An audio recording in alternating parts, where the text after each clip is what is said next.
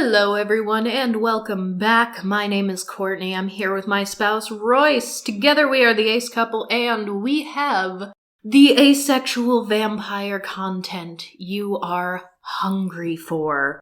We have already discussed Interview with the Vampire, the novel with some nods to the movie, but primarily the canon book. And today we're going to take that conversation even a step further. We are going to begin by talking about the second book in that series, The Vampire Lestat.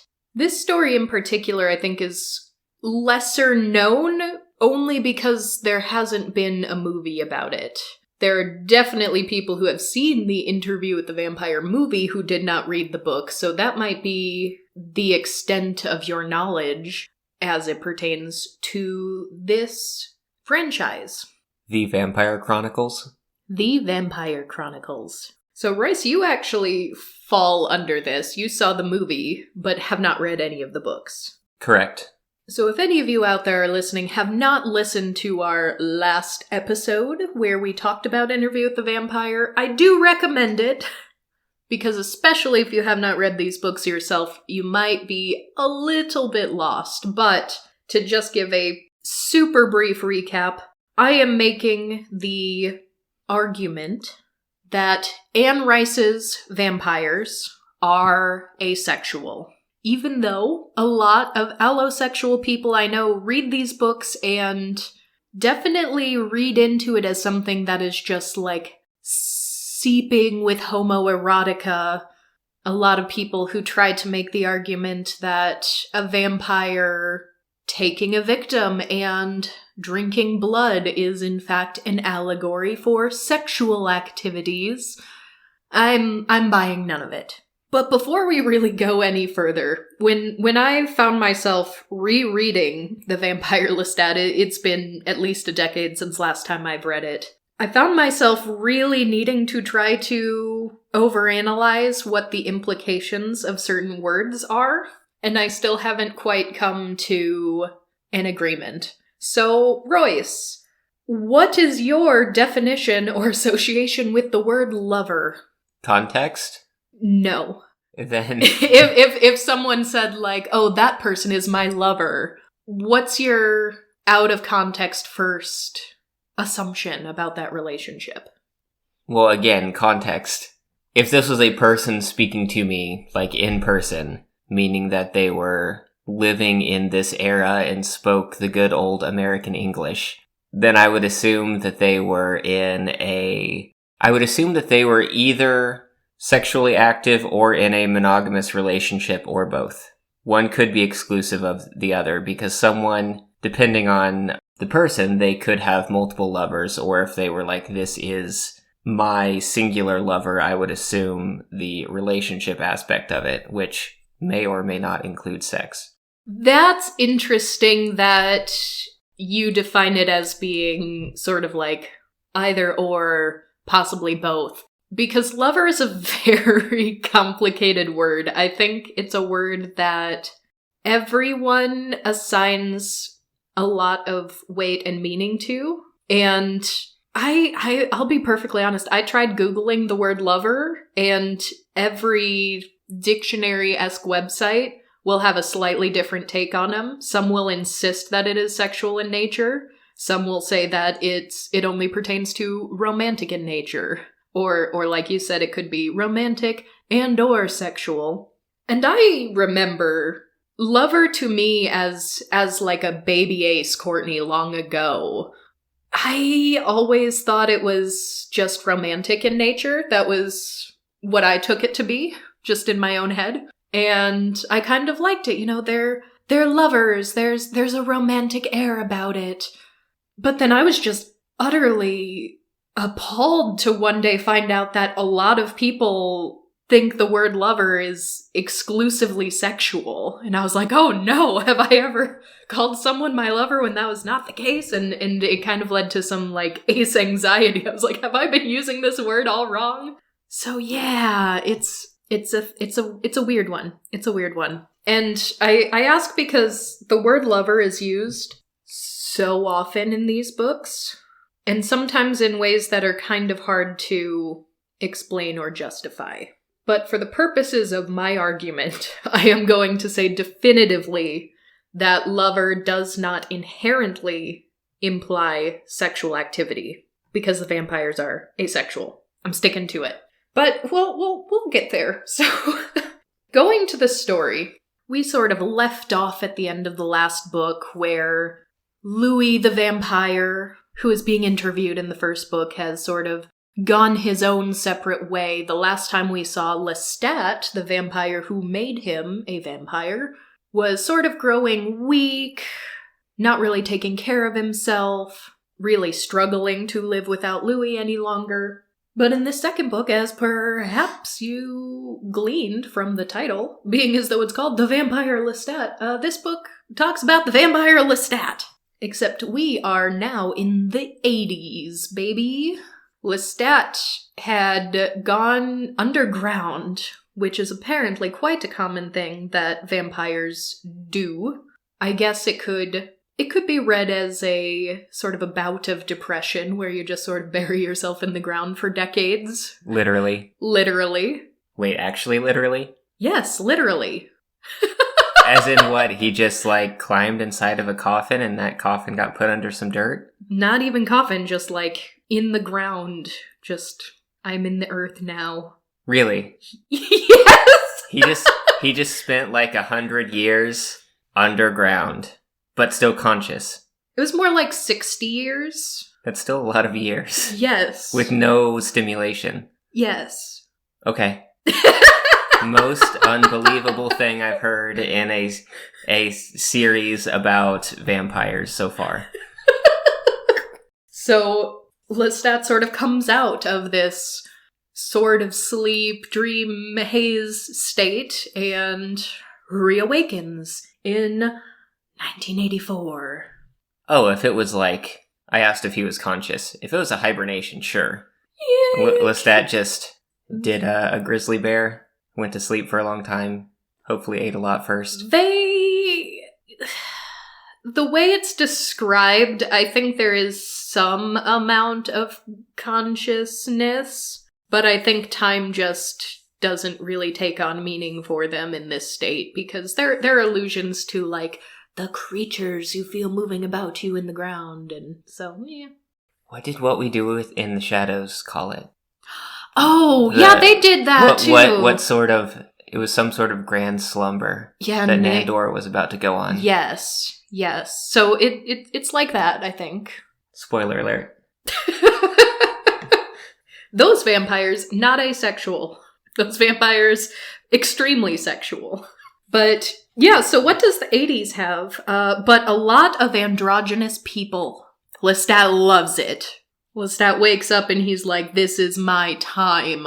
Look at all... He uses the word beguilingly androgynous. How did he wake up in the 80s? Like, was this just luck, or did he have, like, an alarm clock set to androgynous?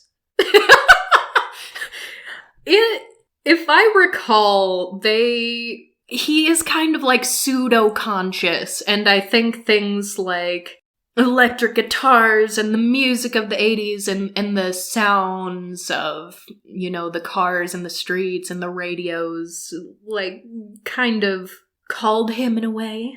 His vampire senses were just like, now's a pretty good time to be awake. Yeah, absolutely.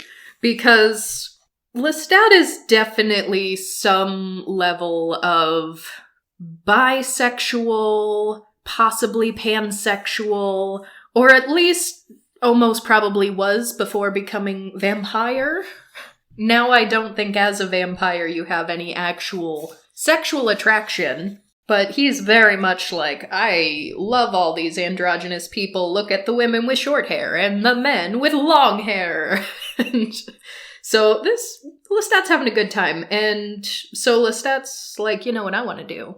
I want to join a rock band. And so he does. He finds a band that is just starting to form, that has 3 members, all of whom are beguilingly androgynous, mind you. And he basically approaches them and is like, hello, I am the vampire Lestat. But they're like, oh, that's pretty cool, like from that book. And Lestat's like, what book?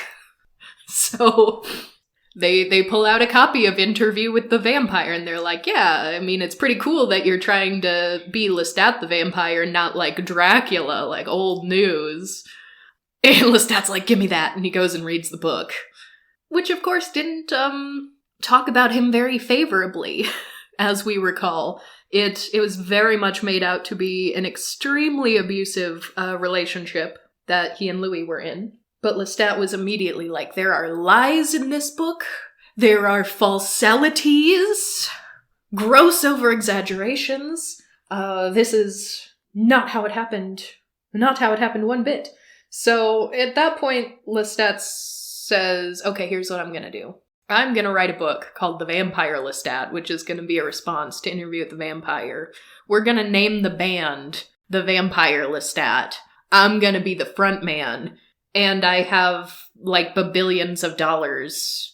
I'm just gonna throw all my money at it to get the best music videos, to get these books published, etc., etc.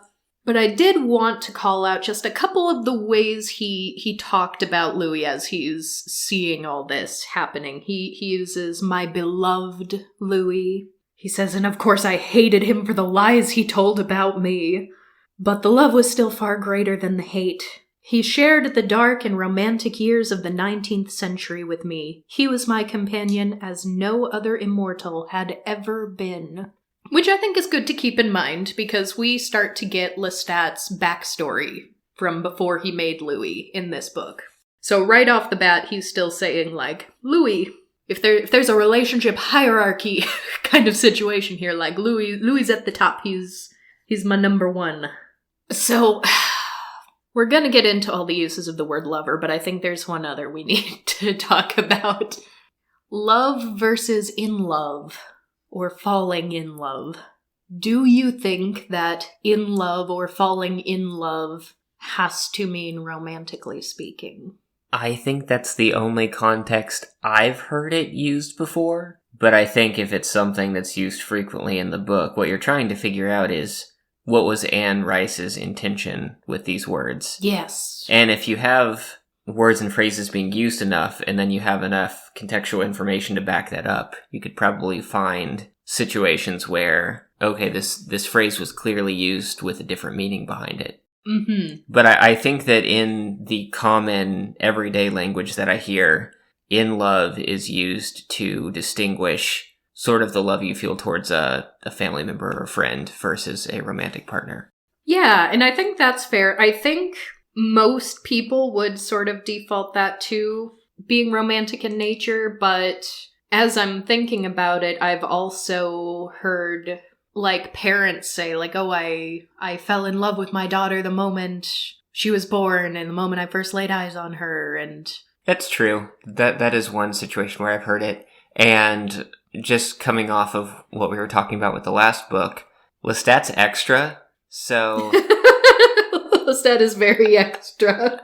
I could see him using that phrase for anything that's infatuating. Yeah, well, and so let's talk about Lestat being extra. He's also French, and the very first time I read this book, I remember just not subscribing anything necessarily romantic to all of the instances of, like, I kissed him or I kissed her, because they throw that out all the time, especially before he becomes a vampire when he's still a human. And in my mind, I was like, well, yeah, like, the cheek kissing is different from the culture I grew up in, but you see the same sort of description used over and over for multiple people in different situations. So Lestat was 21 when he was turned into a vampire, and he comes from kind of I believe they said his father was a marquis. He comes from some level of nobility who once was very rich and prosperous,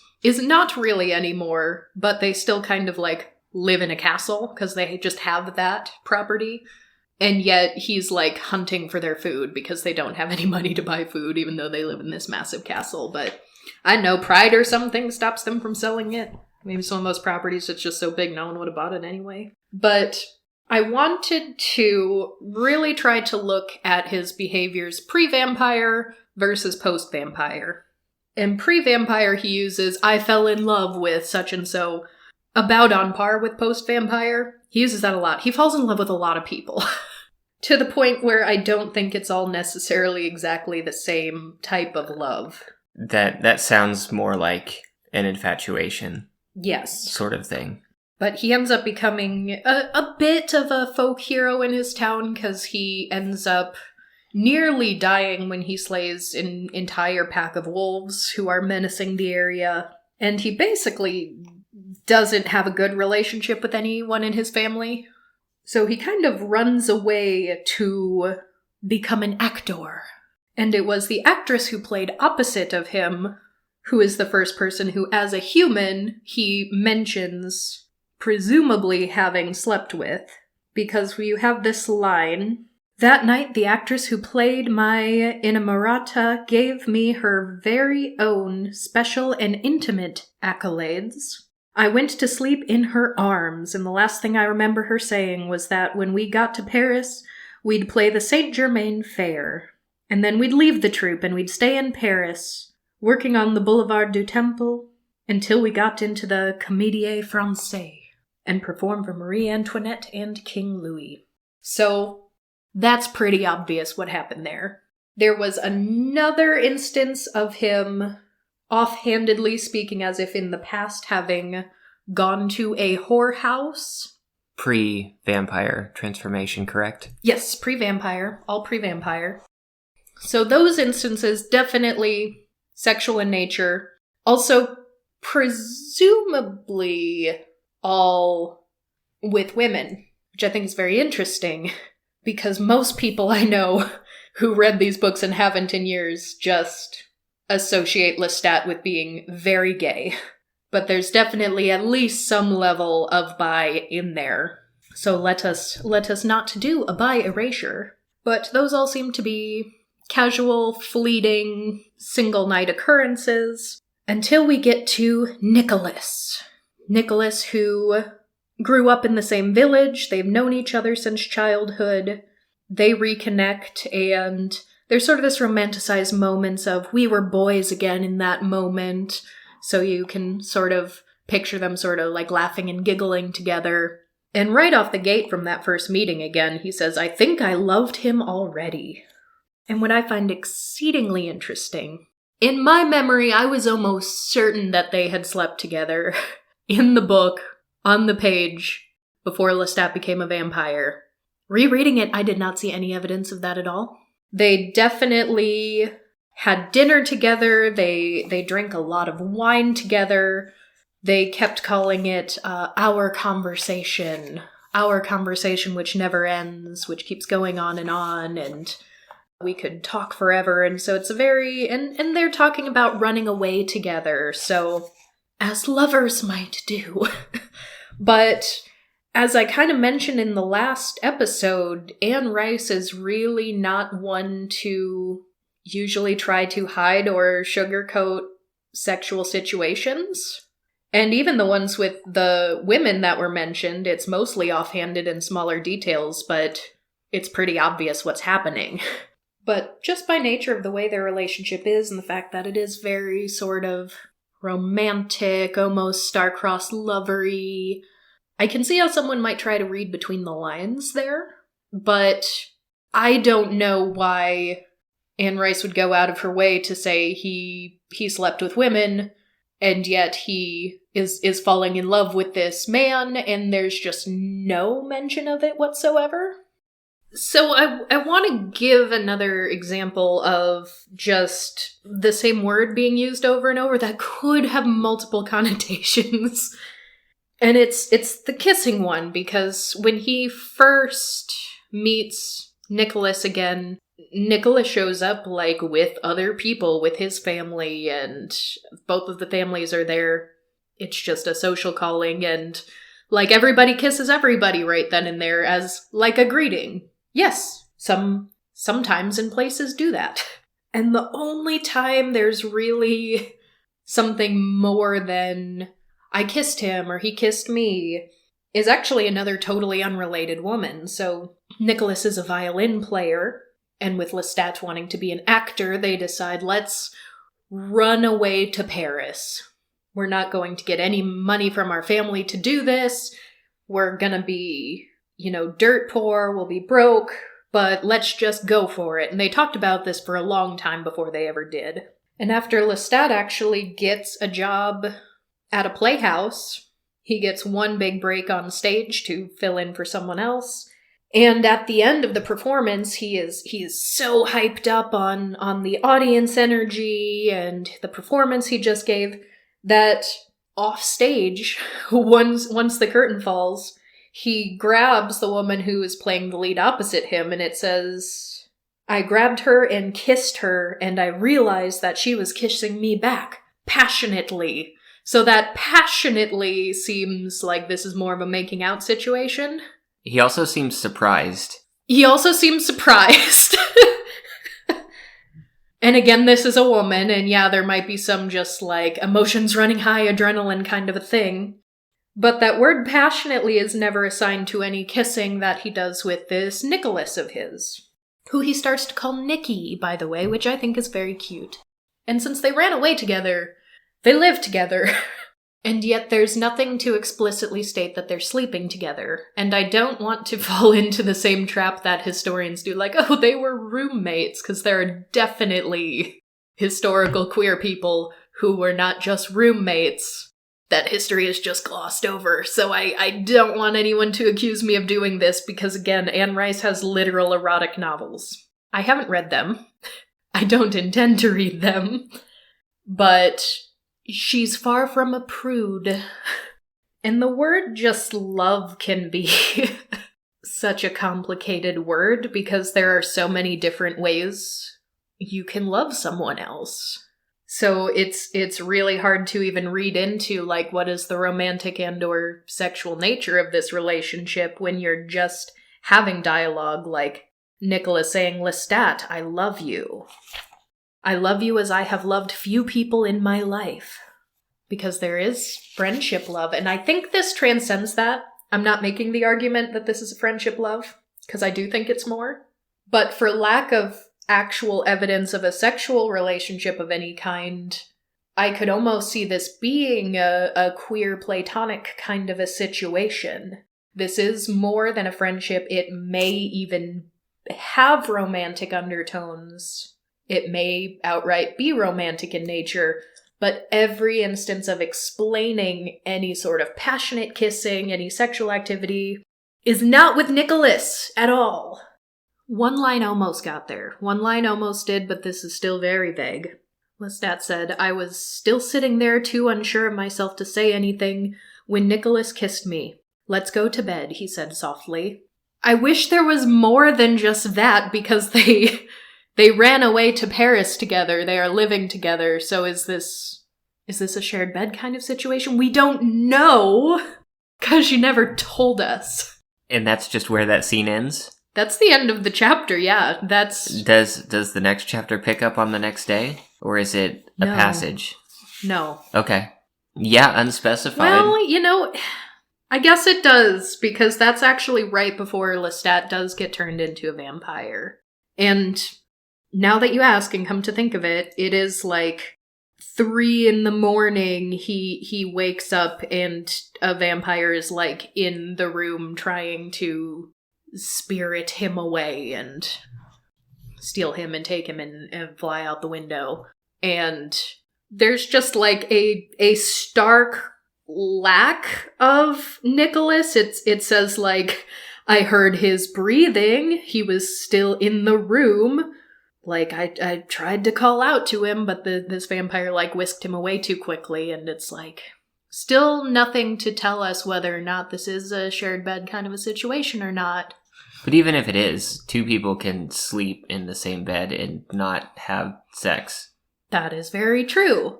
So we just have very few details about what the nature of this relationship actually was.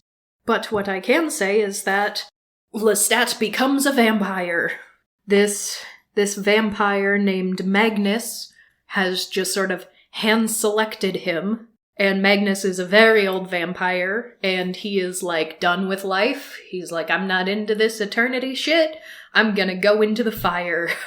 But before I do that, I'm hand select my progeny.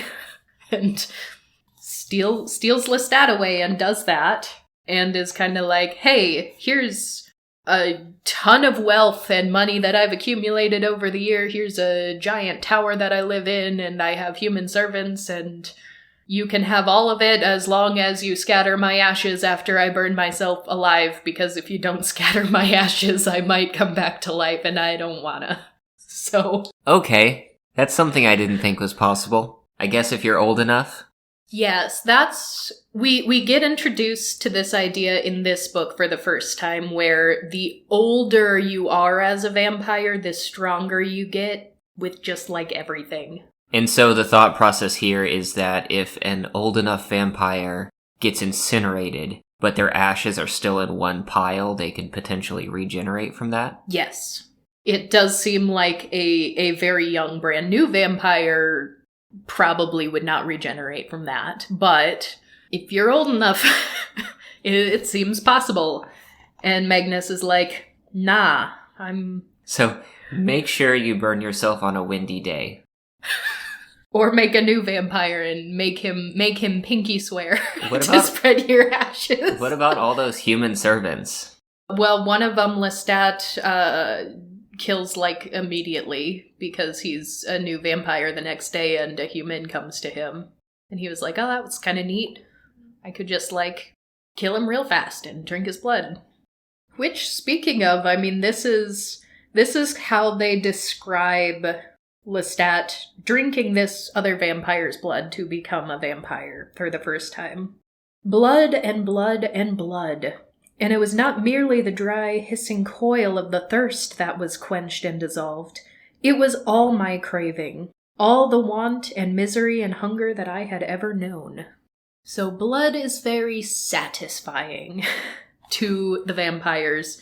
And when I read lines like that, and when I see Aloes interpreting drinking blood as a sexual thing, it kind of just makes me wonder how Aloes actually views sex, because that sounds like probably better than sex. I wonder if it's just being compared to any sort of, like, psychological need, because I remember being, I think, in college and hearing someone somewhat exasperated be like, I haven't had sex in, like, 6 months, and that just, the concept of feeling something in regards to that just did not make sense to me. Like, what are you... Yeah, you were like, what's the issue? What are you actually experiencing, like, physiologically from that? I can understand theoretically that there's something there, like some need that needs to be met, but I have no idea what it actually feels like. Yeah, I don't know. But, like, even if there is a sexual urge and desire, like, sex isn't going to make you not thirsty and not crave anything and sate all of the hunger and misery that you have ever known. I don't think. If you're going to make a comparison to anything mortal, I think the closest you could probably get is like an extreme drug addiction. Like the physical response to a drug withdrawal, to where you actually feel physically ill. Yeah. So there is one issue that this book does have, and that is the love escalation. I mean, we talk about some shows that don't do power escalation well. This book has a love escalation issue. Are you saying that during the course of this book, every time a current love has sort of settled down, a new, bigger, badder love shows up to challenge the protagonist? Exactly. So, for example, there was first the young lady who was an actress who didn't last but a night, and then it was Nicholas. It was Nikki, the great love of the life. But then, like, as soon as this vampire turns Lestat says, I gathered him to my chest. I felt such love for him as I had never known before. So whether or not his relationship with Nicholas was sexual or not, This one is not. And yet this is the greater love here, by his own words. Because sex is just not the end-all be-all. But the number of times he's like, this was the greatest love I had felt, is a little ridiculous. And so, yeah, Lestat has exactly one night with Magnus. Because Lestat's even like, just stay with me a little bit longer and teach me how to do this vampire thing. And Magnus is like, no! You'll figure it out. I left you clothes, I left you money. Here's my house. That fire, it is calling me. And that single night, I mean, Lestat ends up saying, I hated him for leaving me. And it struck me with full ironic force that I'd felt love for him before he'd left into the fire. I'd felt love for him when I saw the red garments, which was clothing that Magnus had laid out for Lestat. And then he starts to ruminate. He says, do devils love each other? Do they walk arm in arm in hell saying, ah, you are my friend, how I love you? Things like that to each other? It was a rather detached intellectual question I was asking, as I did not believe in hell. But it was a matter of a concept of evil, wasn't it? All creatures in hell are supposed to hate one another, as all the saved hate the damned, without reservation. Which is kind of just a recurring theme in the book, are we evil? Are we damned? Are we children of God? Are we children of the devil? And they pretty much all resign themselves to yeah, I'm definitely evil. If there's a devil, I come from him, and that's fine. But then Lestat's like, but I feel love.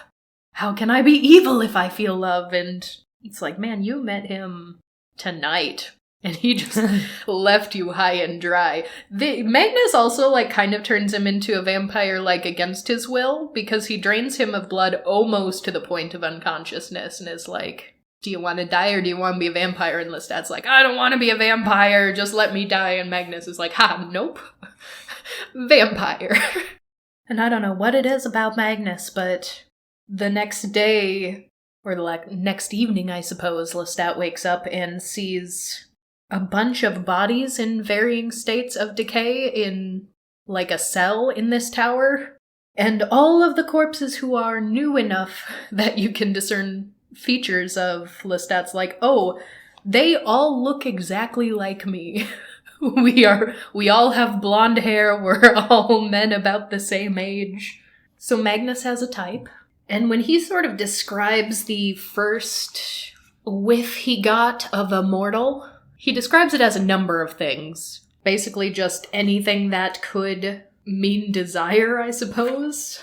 Because the scent was faint, but it was almost irresistible. It was the musky smell of the first whore whose bed I had spent my passion. It was the roasted venison after days and days of starvation in winter. It was new wine, or fresh apples, or water roaring over the cliff's edge on a hot day when I reached out to gulp it in handfuls.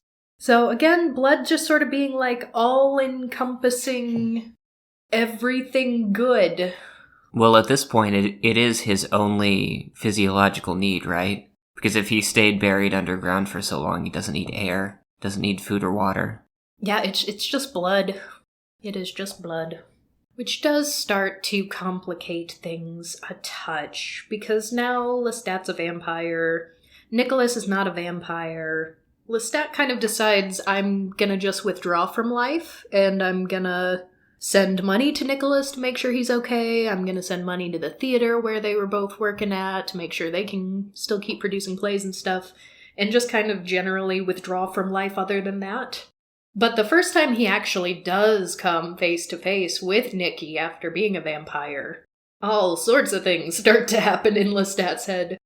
For one heady moment I felt love and only love obliterating every recollection of the horrors that had deformed me. Maybe I felt a profound joy, too, that I could still love, if I'd ever doubted it, and that a tragic victory had been confirmed. But something else stirred in me, and I knew it for what it was, something monstrous and enormous and natural to me as the sun was unnatural. I wanted Nicky. I wanted him as surely as any victim I'd ever struggled with, wanted his blood flowing into me, wanted its taste and its smell and its heat. So there's love, but also, quite murderous.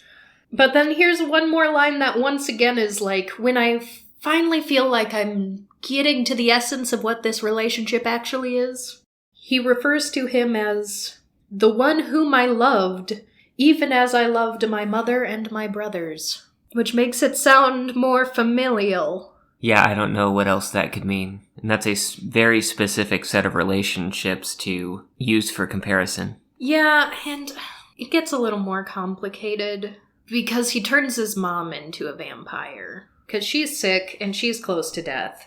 So is the motivation there to keep her from dying?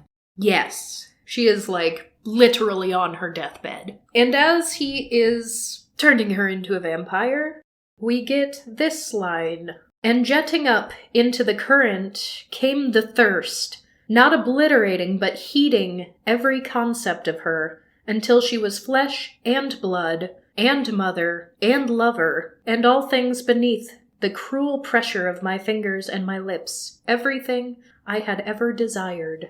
That's where that lover word keeps popping up, and I'm like, what do you mean by that? Because that's not the only time the word lover is used to describe Lestat and his mother after they both turn into vampires. So it's at least vaguely Oedipal. Yes, and from these excerpts, I think that the main indication that I'm getting is that Lestat is so in the moment and stimulation focused. He seems to have a difficult time reconciling feelings. And I think that's why everything that happens to him is now the biggest, most important thing that has happened to him. And how a lot of things tend to be described in the same terms. Because it kind of seems good point. It kind of seems like the part where this got weird was the part where blood was introduced. And previously he's described blood as everything. It's sort of wiped away everything else. And if you take that in reverse, blood becomes a proxy for everything else and just kind of gets mixed together. So I'm calling unreliable narrator with Lestat not having the self-awareness to accurately describe what he's experiencing. And that makes it difficult. Which is so funny because basically by the end of this book, everyone has an issue with Lestat. Mm-hmm. Yeah, that's pretty good. So, yeah, then they get into this weird relationship with his mother that might be a little Oedipal in nature. He starts to oscillate between calling her mother and Gabrielle, which is her name. Because there's a moment where he's like, how could I call her mother after turning her into a vampire? She's now just Gabrielle to me. But then he kind of uses both interchangeably, so... That doesn't surprise me, actually, because some of the vampires in these novels have referred to life before and after vampirization as separate things. Mm-hmm. Like, once you're an immortal, you're different. Mm-hmm.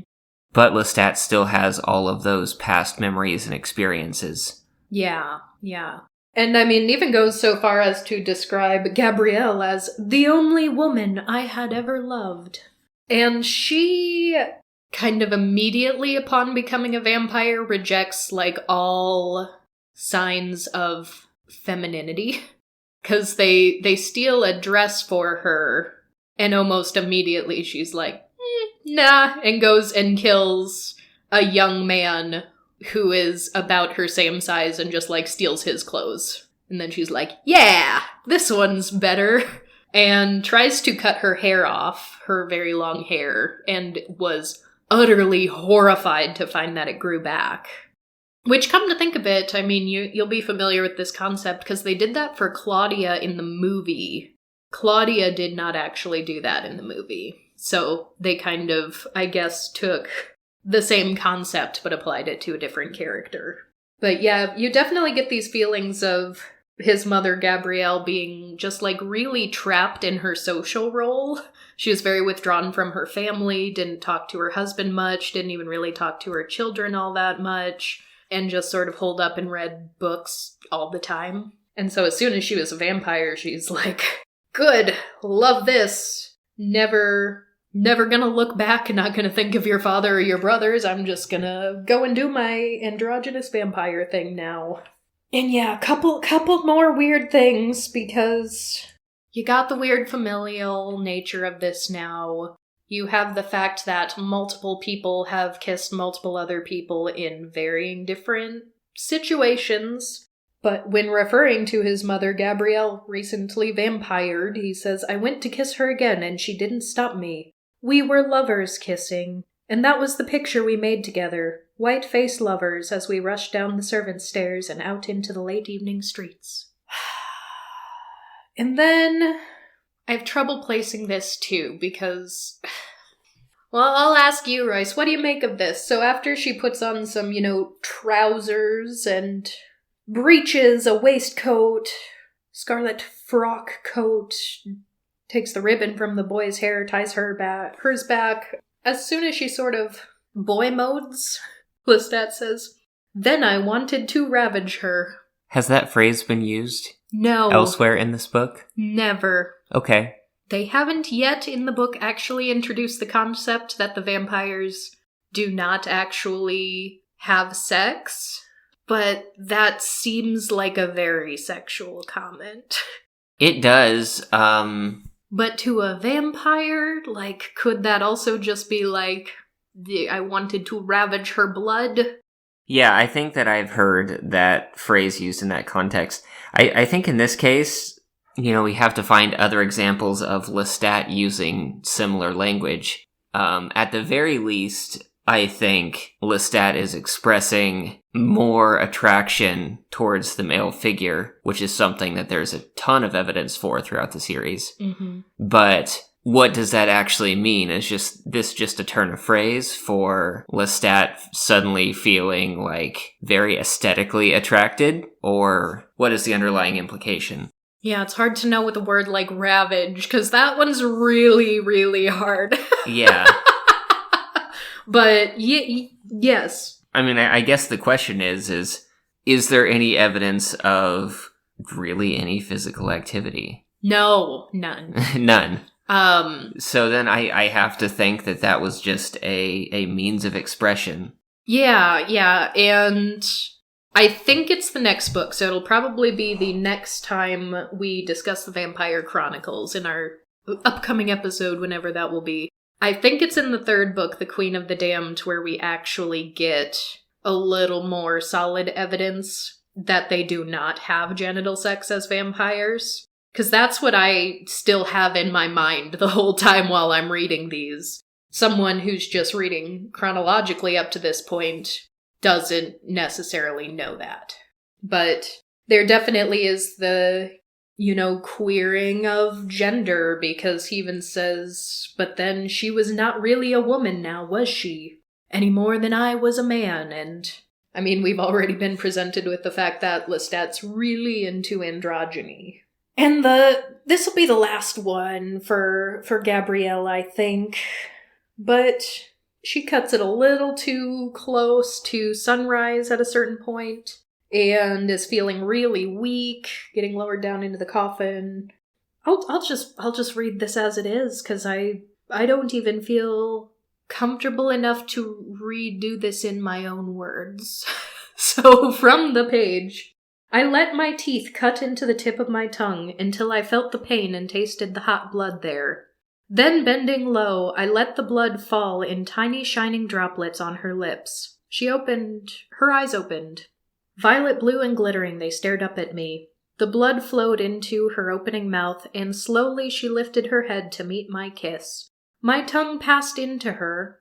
Her lips were cold, my lips were cold, but the blood was hot, and it flowed between us." That's the most, explicit passage, I think, in this entire book.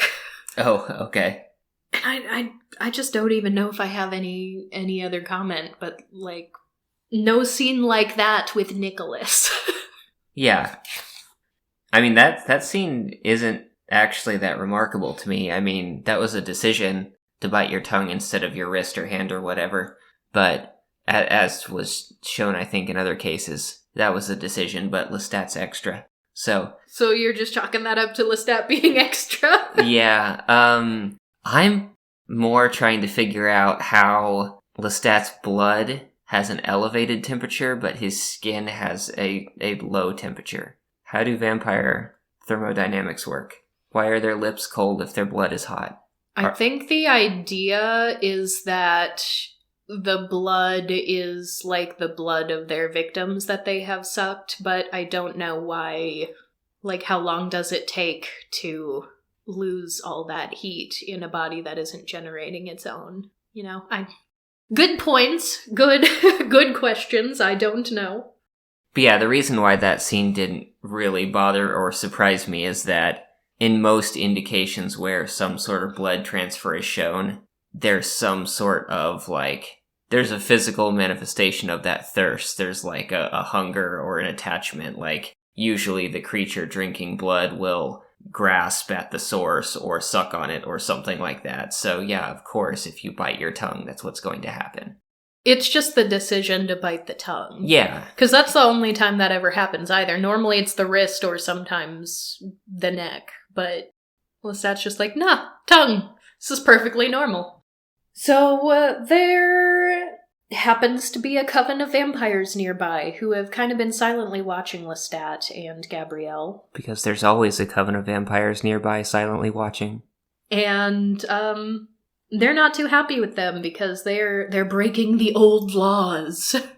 They are doing, especially Lestat is doing business as a mortal. He hired a lawyer to take care of his affairs during the day, and isn't Lestat's existence in violation of the old laws? He was turned a vampire by someone who was too old to make new vampires, so... Or would punishment have just fallen onto Magnus and not Lestat in that case? I don't think there was anything massively bad about Magnus turning Lestat into a vampire, except for the fact that Magnus was already kind of an outlaw. Because Magnus actually was an alchemist and learned of vampires and basically stole blood from a vampire and tried to intentionally become a vampire. And then just lived, like, really, really secluded from other vampires. But it was very much the fact that, you know, Lestat would go into bars or restaurants and work with a mortal lawyer, and the fact that he ended up buying the playhouse where Nikki was still playing violin. And this coven was run by none other than the vampire Armand. What? We know him from last book. Except they are currently kind of just living out of an old cemetery. They've got some underground caverns going. So yeah, in many ways this ends up starting to be not only Lestat's origin story, but it's a sneak peek into the origin of the Theater of the Vampires, which was what Louis and Claudia found when they went to France looking for vampires. Because at this point in time, the vampires who know sort of the old laws and the old ways, who have sort of created more traditional covens, very much stay in the cemetery and really only go out to hunt and catch their prey, but they don't really live in the public eye at all, or pretend to be mortal or live amongst them in any way. And this really irks them when they see Lestat doing just that. So they end up kidnapping Nicholas and feed on him just enough to keep him weak and unable to do much of anything, but do not turn him into a vampire. But they use it as a means of confronting Lestat and getting him to actually come to them and speak, because they know that Nicholas means something to him. Nicholas, by the way, at this point in time, having a really rough time, because his partner of some unspecified kind just, like, up and vanished one night, and yet is sending him a bunch of money and being like, I can't meet you, I can't see you again, but here's a lot of money. So he's not doing so well. And at the end of all this, Lestat actually decides to now turn Nikki into a vampire. However, as soon as he does, it says, the realization gnawing at my insides like a starved animal, that I couldn't stand the sight of him now. So bad news bears. They are in for some turmoil. And Armand kind of warns Lestat at a certain point, like, all of your children are going to turn on you, it's inevitable. But right off the bat turns Nikki into a vampire and is like, oh, I can't stand to look at you now. So, and he even says, like, I was too crestfallen over my loathing of Nikki. So, loathing. They don't really explain why that happened. But going back to how Lestat seems to be experiencing extremes in the moment and not really knowing how to describe them, I think this fits with his character. Yeah. So Armand kind of goes a little overboard.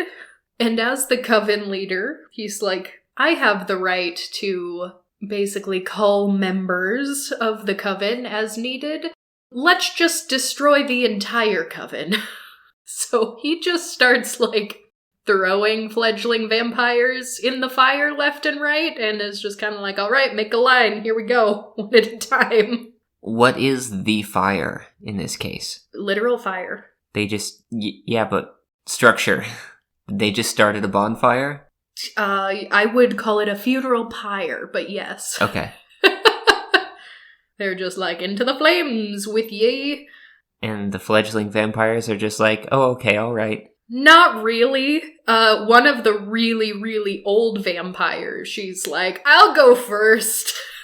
But there's definitely some brute force forcing some of them in, and some just, like, flee before Armand can actually catch them. So they go to Lestat and are like, help us to live the way you live, because Armand's destroying the coven now, and Lestat's like, that is not my job.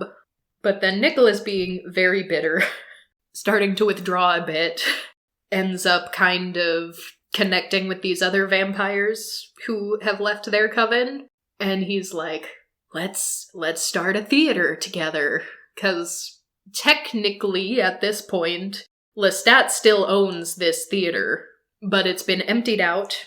He has sent all the still current living performers somewhere else to go perform. And it's just an empty theater now. So Nikki goes back to it and says, hey, we can make this work because I don't want to be with Lestat anymore. So Lestat, you go do your own thing and I'm gonna stay here in the theater with these new vampires. And thus the Theater of the Vampires is born.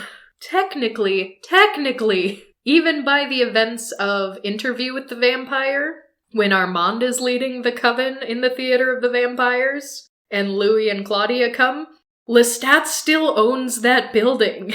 He still owns all of that, he just hasn't been there in ages. So here's an example of the love scaling issue.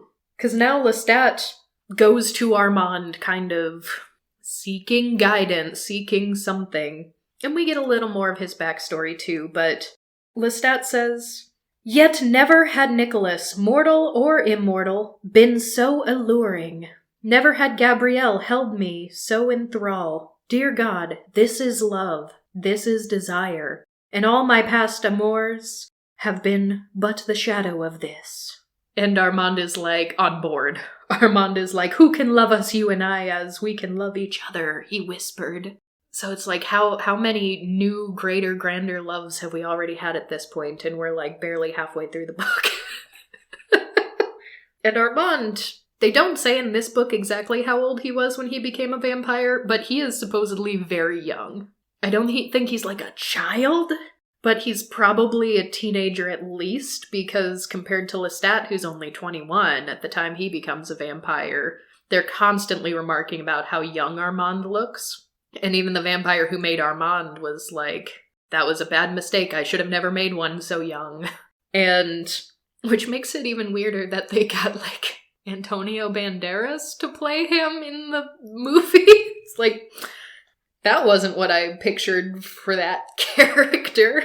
But as we're beginning to get some of Armand's backstory, Armand was made by a very old, very powerful vampire named Marius. In this line, Marius kind of took Armand in as a human they don't use the word familiar, but it's very familiar-esque. Like, they were bonded together in some way before turning him into a vampire. And I like this line so much. For my case, Marius went to Armand, as still a mortal boy, and said, "Go now, and have all the pleasures that await you. Have the love of a woman, and have the love of a man as well in the nights that follow. Taste of these things while there is still time." Does that not imply that you can't do that after becoming a vampire? That is certainly what it sounds like. Which, at the very least, I know you're saying that there's evidence to this later on, but even if it doesn't explicitly mean you cannot do this after becoming a vampire, it at least implies that it will be substantially different somehow. Mm-hmm. And kind of thinking into vampire senses, or what happened visually when Louis became a vampire. If all of your senses change dramatically when becoming a vampire, that could be another interpretation, potentially. Which it often explains the vampire senses as everything being heightened, but clearly not everything is heightened if it's not like sex, but as vampire is even better. Yeah, from senses heightened, I thought that was just sight, hearing, smell sort of thing, not like nervous system stimulation sort of things. Yeah, makes sense to me.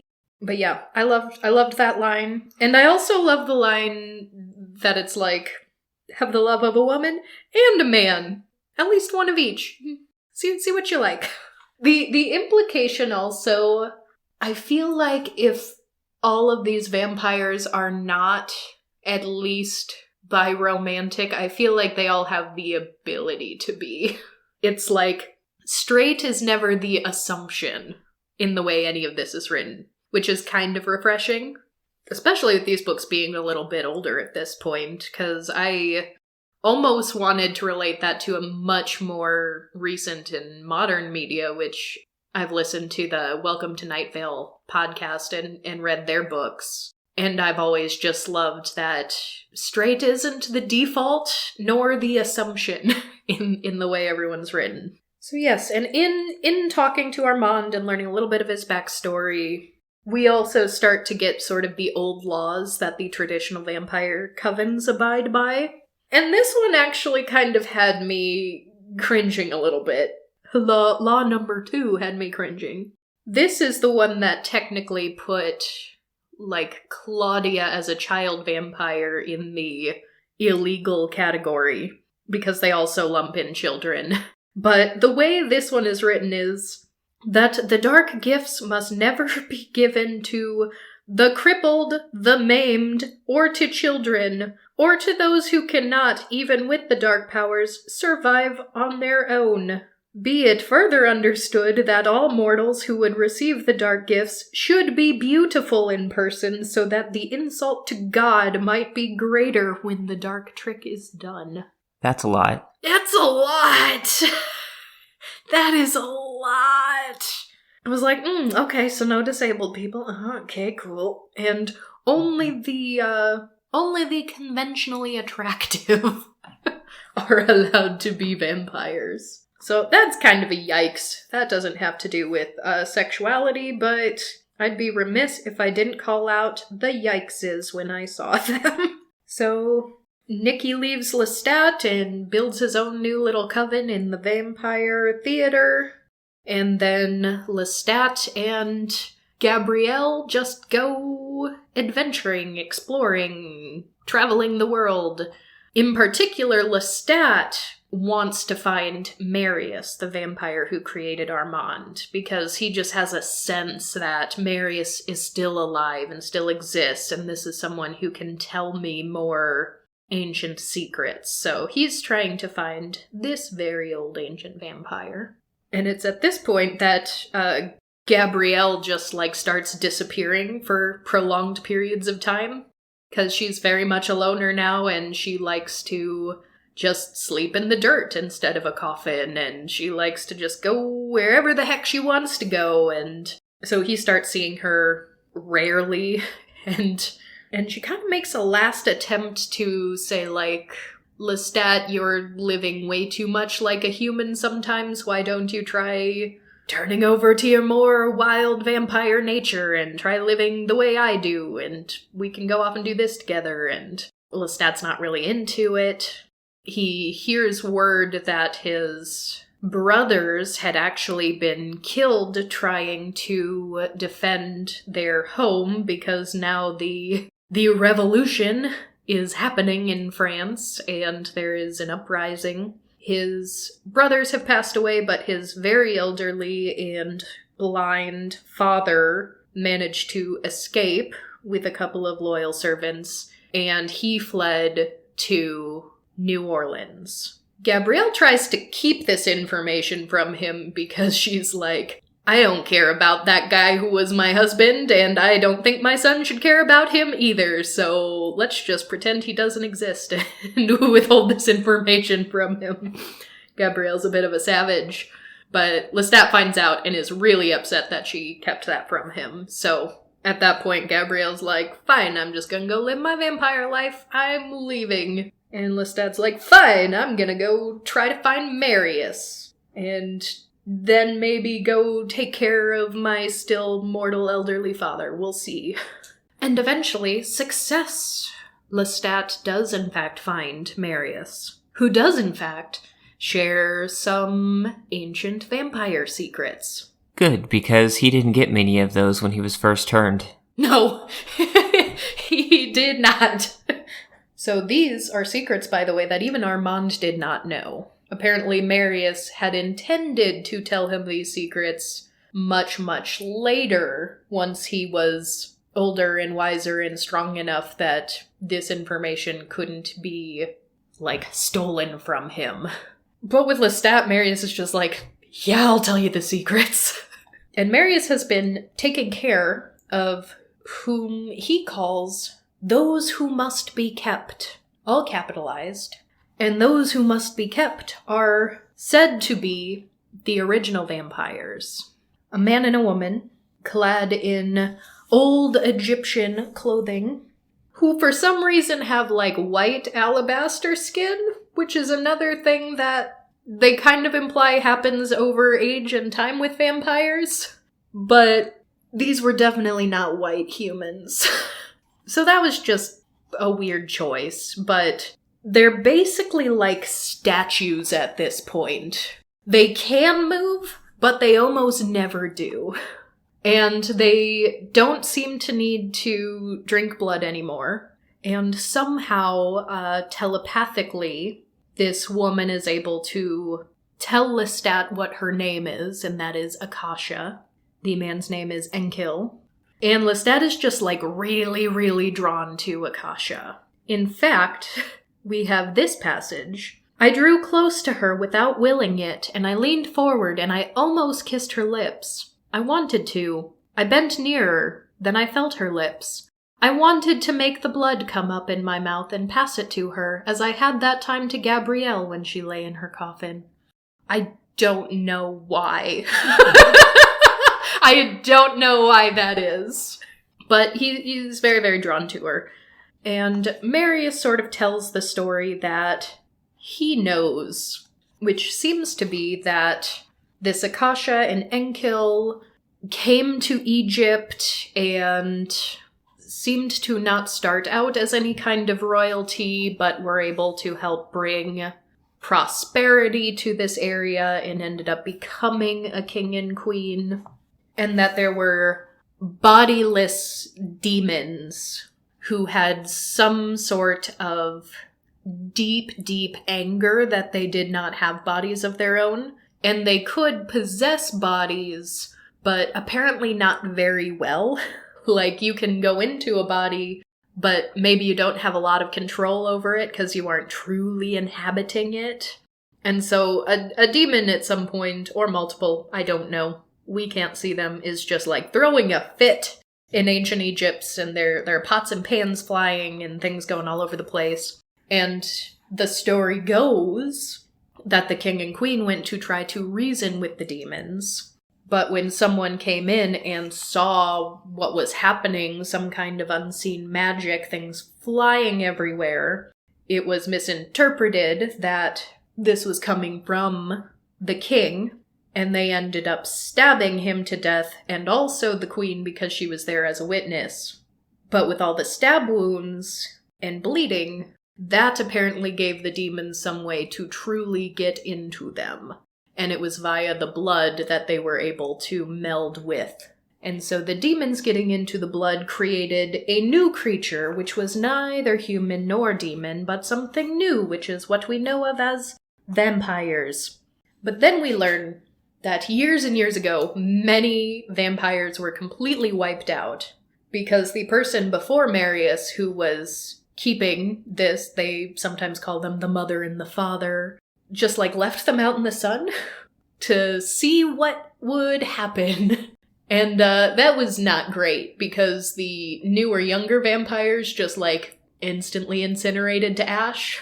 And the older ones that were old enough to survive are just blackened and shriveled all over and in pain and all manner of bad things.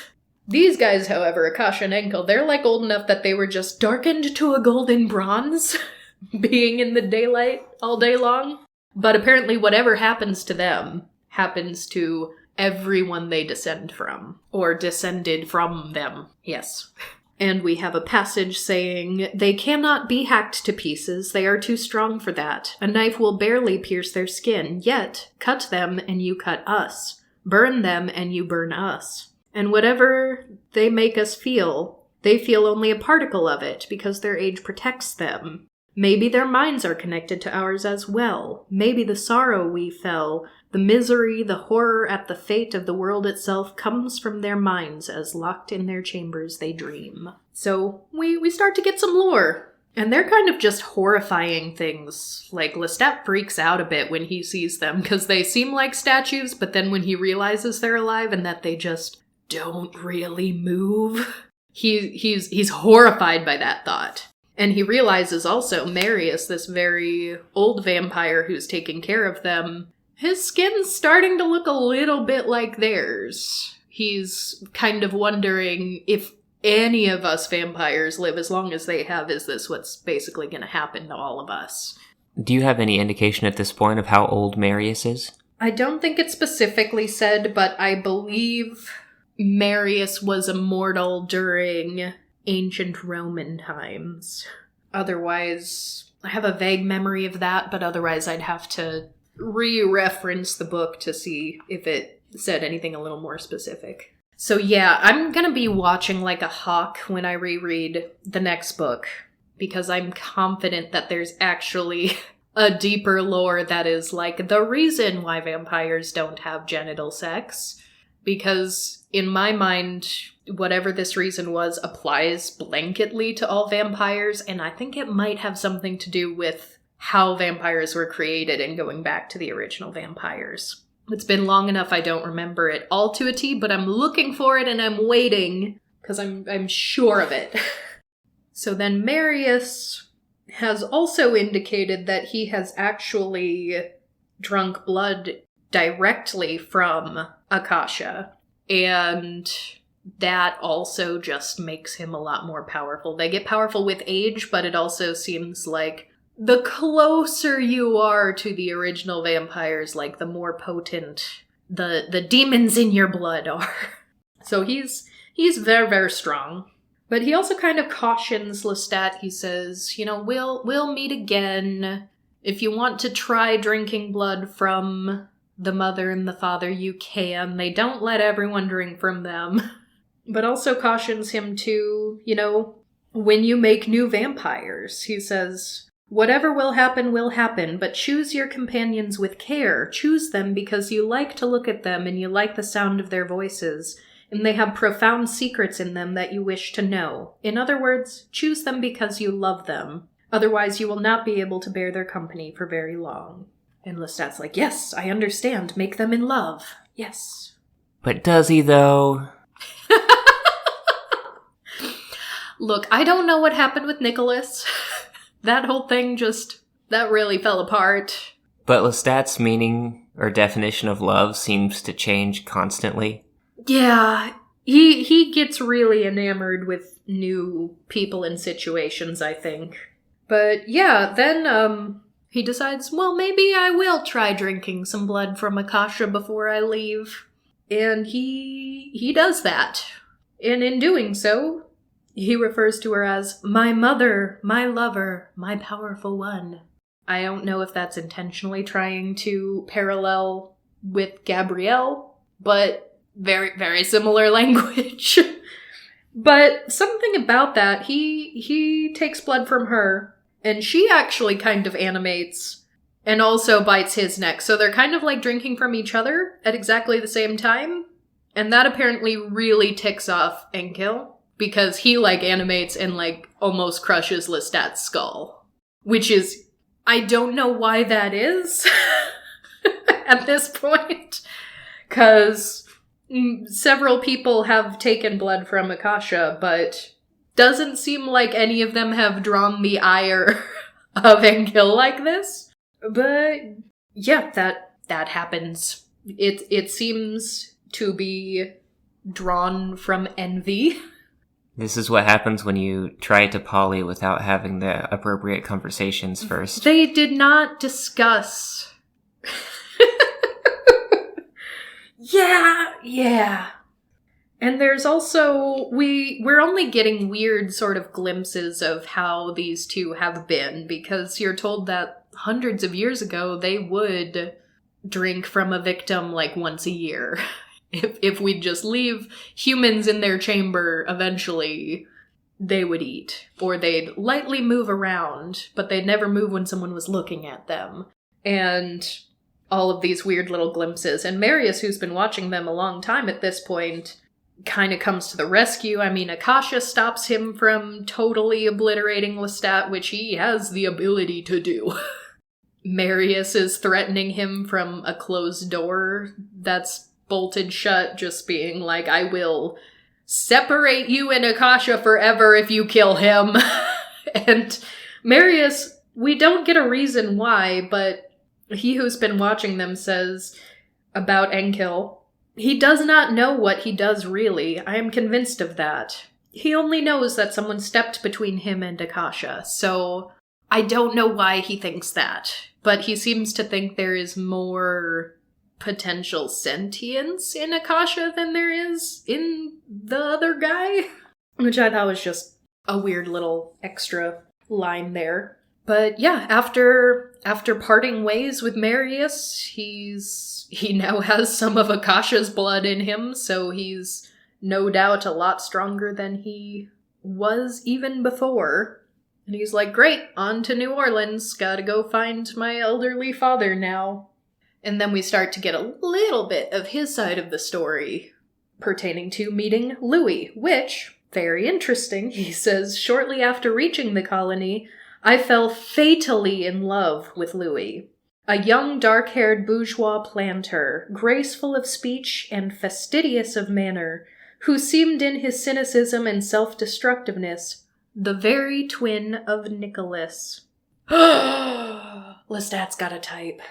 He had Nicky's grim intensity, his rebelliousness, his tortured capacity to believe and not to believe, and finally, to despair. Yet Louis gained a hold over me, far more powerful than Nicholas had ever had. Even in his cruelest moments, Louis touched the tenderness in me, seducing me with his staggering dependence, his infatuation with my every gesture and every spoken word. Louis was a sufferer, a thing that loved mortals even more than I did. And I wonder sometimes if I didn't look to Louis to punish me for what had happened to Nicky. If I didn't create Louis to be my conscience and to mete out year in and year out the penance I felt I deserved. But I loved him, plain and simple. I guess I should mention at this point that in Lestat's travels, he did get written to by another vampire from the theater with a package that had Nicholas's violin in it. That was basically like, yeah, he couldn't do this anymore and went into the fire. So That was a whole thing.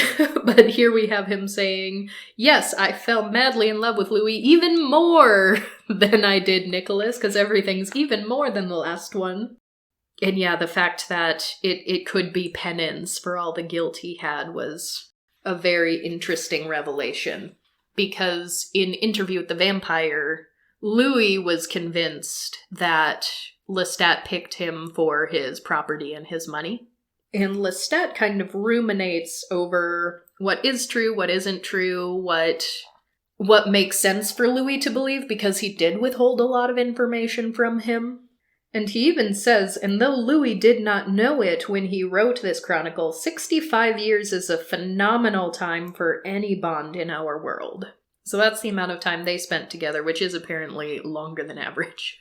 Vampires in this world do have a tendency to just, get bored of one another or develop a resentment of one another and end up leaving.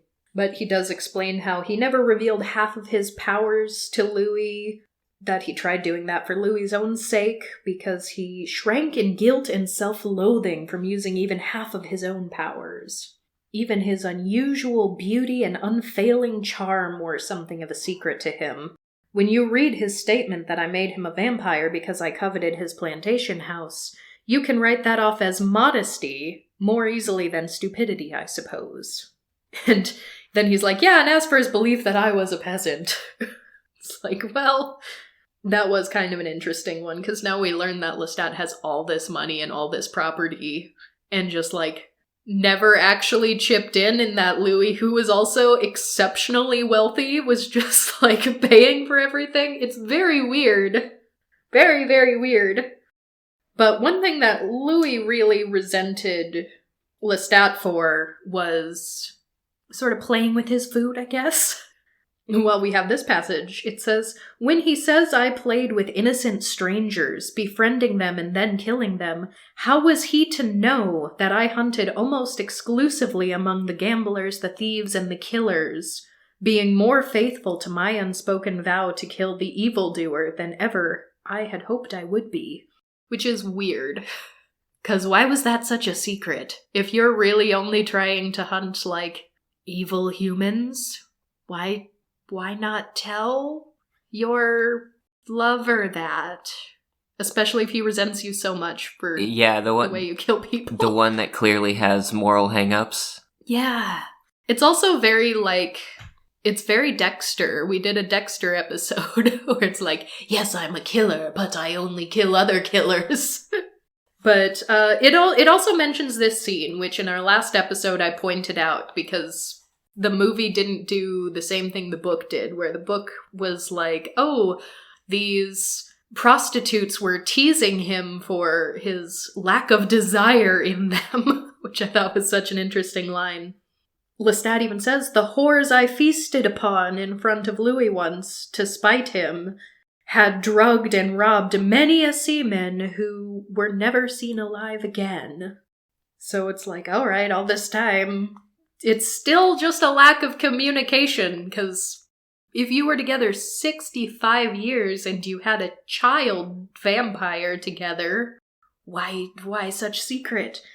But yeah, he says, well, he did tell the tale as he believed it. The way he believed it, it sounded awfully abusive, Lestat. But we do get a couple glimpses of Lestat saying, there were good times. He says, why should I bother to tell of the times he came to me in wretched anxiety, begging me never to leave him? Of the times we walked together and talked together, acted Shakespeare together for Claudia's amusement, or went arm in arm to hunt the riverfront taverns. And that doesn't mean the relationship isn't toxic. A lot of toxic relationships have beautiful little glimpses that people really try to hold on to. But we also then, because as we know from the first book, Claudia tried to kill Lestat real bad on more than one occasion, because she failed the first time. It does very much sound like what they did would have killed a less powerful vampire than Lestat.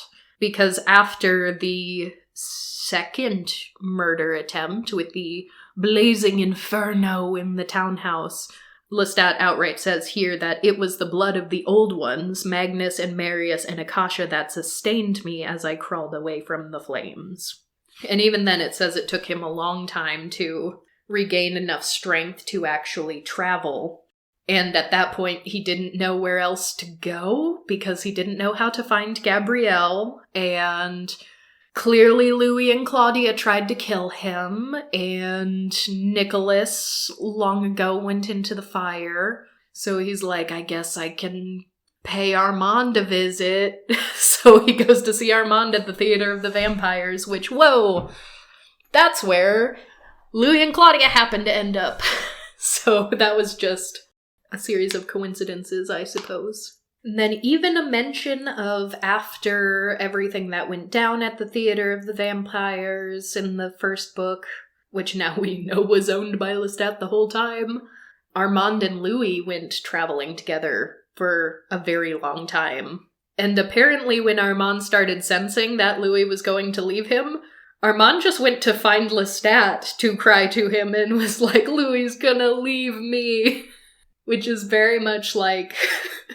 I don't know. If you're thinking about this in terms of relationships, like,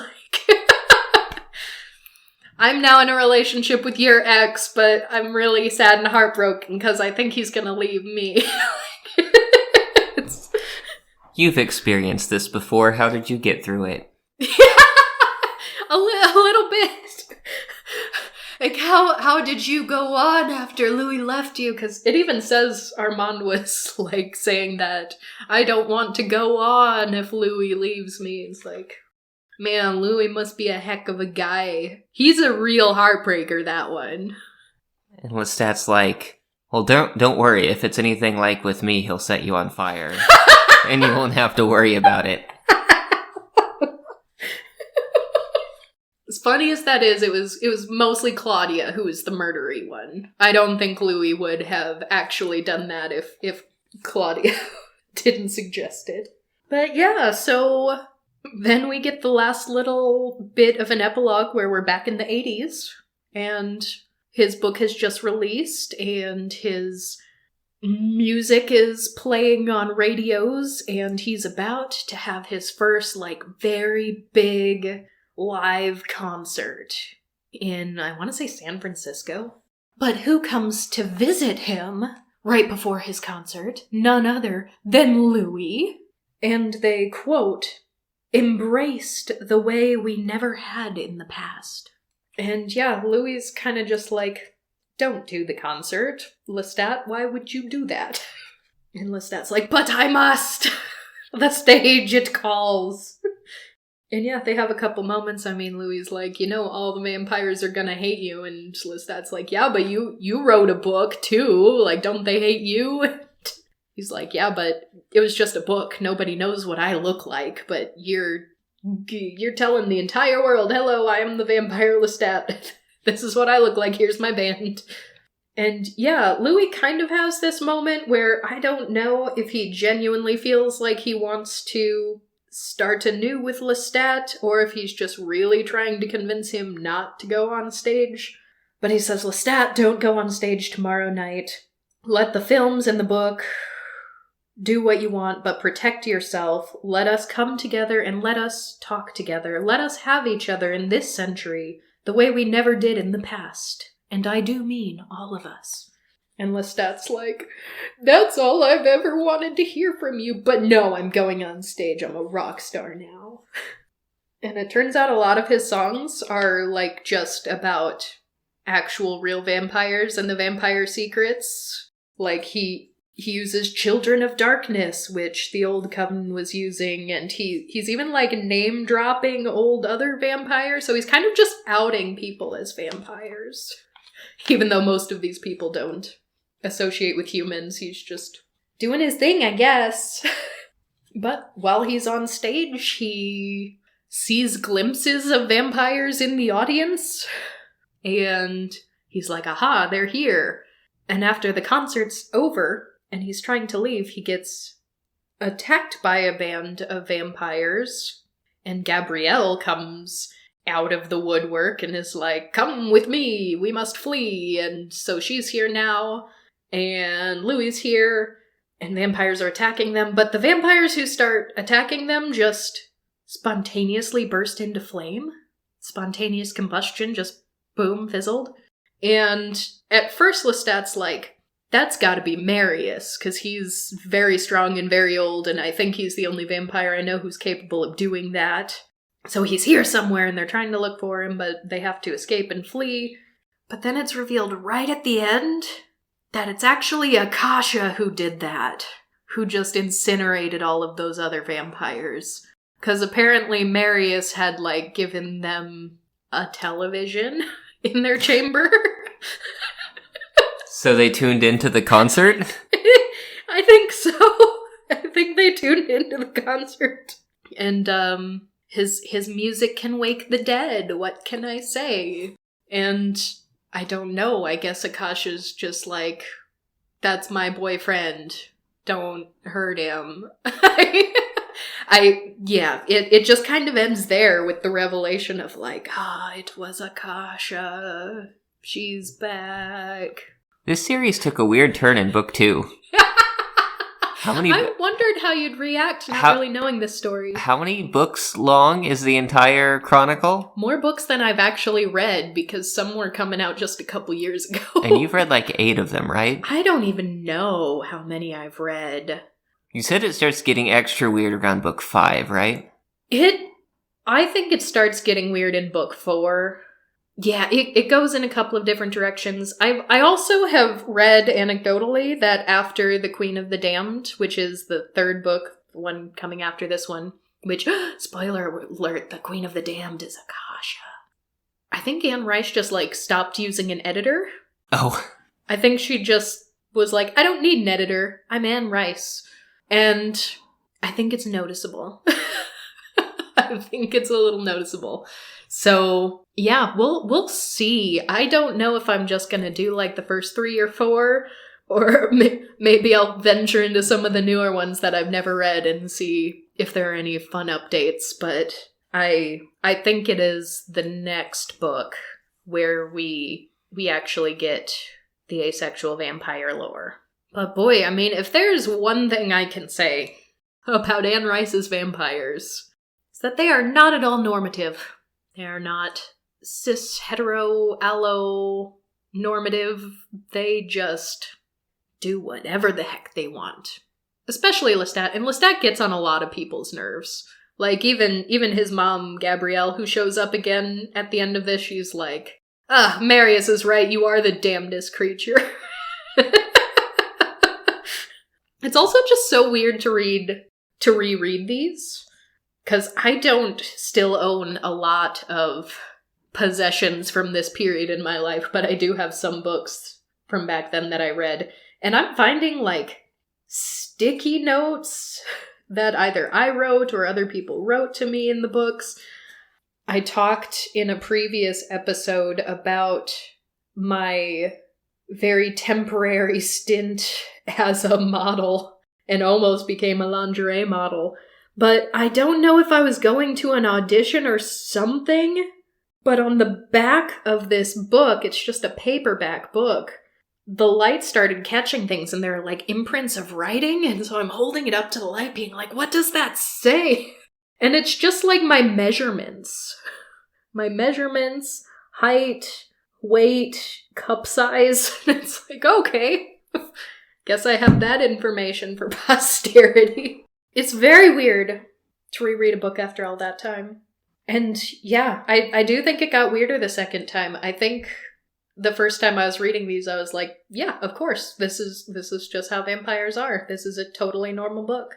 But you're right, it did take a couple of weird turns. That is for sure. For as complicated as it makes it to talk about, what does this language actually mean in this context? Aside from the fact that I do hold that the vampires are just asexual, I think that's something that the asexual community in general does so much more than any other queer community, is really try to think about language and break it down and thinking about the implications and whether or not certain words should have the implication that they do. Because even if you take as common a word as gay, people who are in the gay community might just be like, well, I know exactly what that means. But we aces are like, does that mean romantic love? Does that mean actual sexual attraction?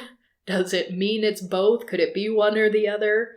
Where I think people who really don't have to think in terms of split attraction or different types of attraction kind of just lump it all into one box and assume that romance and sexual orientation just always align and go together hand in hand, which we in the ace community very much know that that is not always the case. Well, a couple of prominent asexual people were members of the gay community as well, or at least associated. Oh, of course. I mean, we have asexual people who have been a part of so many other different diverse and varied queer communities. And just by nature of the fact that so many of these terms are so abstract, too. Attraction itself can be very abstract. And like, what does in love really mean? Because our language definitely treats in love as being different than love. But not necessarily always, or doesn't have to be. But yeah, so I think just really meditating on language and the implications of it and what it means is something that's very important to do. And it's more fun when you can analyze those things through vampires. But I think that is all I have to say on this book. I'll be digging into the next one soon because there's a line or two that I'm waiting for.